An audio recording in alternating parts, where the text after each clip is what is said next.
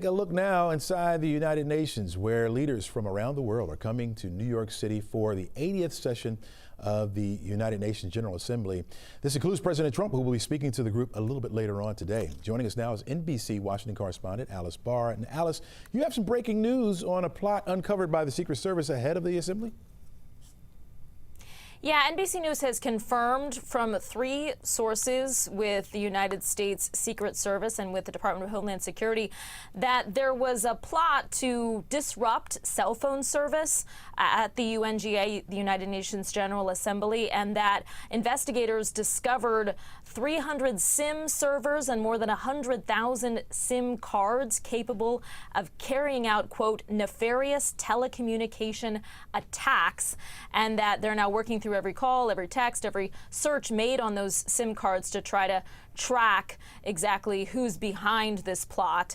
They also noted that there were 80 grams of cocaine recovered and some illegal firearms, computers, and cell phones. So this was a fairly large, it appears, fairly extensive plot. Again, aimed really at disabling cell phone towers, denial of service attacks, that blocking potentially EMS or police from responding to a scene if needed, and just really going through all kinds of steps to then be able to communicate through encrypted measures. Whoever was behind this could potentially have, this is a quote, they could text message the entire country within 12 minutes from anonymous numbers. So this was all in the area of the UNGA, within 35 miles of that assembly of all of these world leaders.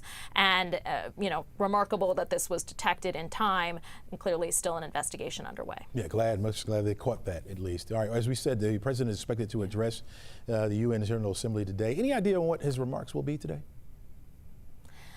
Right. So, and this is coming up actually very shortly. We're a little more than a half hour away from when he's set to address that body. And this is going to be the first time this term that he will be there at the United Nations General Assembly. And it comes at this really pivotal moment when a lot of world leaders are still kind of like sussing out their relationships with President Trump this term.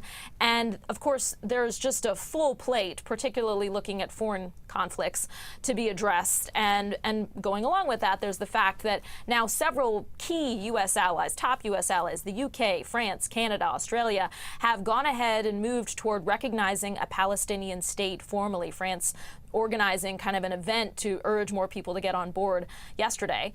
And that's something that President Trump has sharply spoken against, that certainly another important U.S. ally, Israel, opposes. And President Trump and Israeli Prime Minister Benjamin Netanyahu have argued that recognizing a Palestinian state would reward Hamas. So that is a big issue to be addressed. There's also the question of Ukraine, and a lot of world leaders there are going to be watching how President Trump frames his stance today, whether he is more vocal in his support for Ukraine or, kind of references some of President Putin of Russia's talking points. We do know that President Trump is set to meet with Ukrainian President Zelensky. There's also the question of all of the aid the U.S. has pulled from organizations that benefit from that at the UN.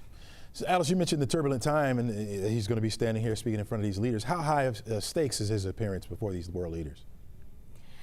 Yeah, I mean, everybody is trying to, all these foreign leaders are trying to navigate their relationships. We didn't even mention trade. Trade has been a central kind of not just economic, but sort of foreign policy tool that President Trump has used, and that foreign leaders have tried to sort of adapt and sort of dance around, figuring out the best way to have a relationship with President Trump. So they're all watching closely. He will have the floor. You can guarantee that he will say exactly what he feels and what he wants to put out there about America's place in the world right now. Yeah. All right, Alice, thanks so much for your insight. Really appreciate it.